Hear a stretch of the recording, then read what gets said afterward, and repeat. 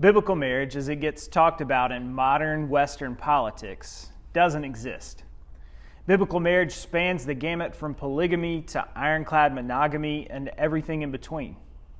This doesn't mean there's nothing for us to learn about marriage from Scripture. It just means the lessons are not as simple or obvious as many powers and principalities would like us to believe. In our passage today, Paul outlines what marriage should look like in first century Corinth. It's important when we read Paul to remember that Paul didn't know he was writing Scripture. He was writing letters. He was attempting to pastor churches with whom he had relationship through those letters. And the Corinthian church was a church with whom he had a long and complicated relationship.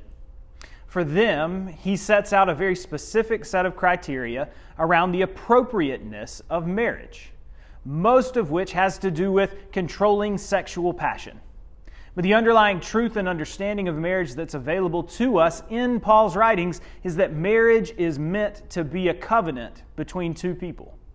That covenant is meant for the building up of those two people and for the disciplining of physical passion and love so that it's channeled into a monogamous relationship.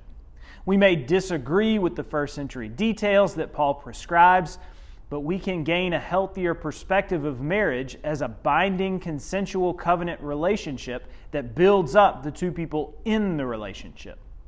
It's important to note that Paul specifically recommends singleness in this part of the letter to those who feel called to it. Marriage for Paul is for those who need it because they are not strong enough for singleness.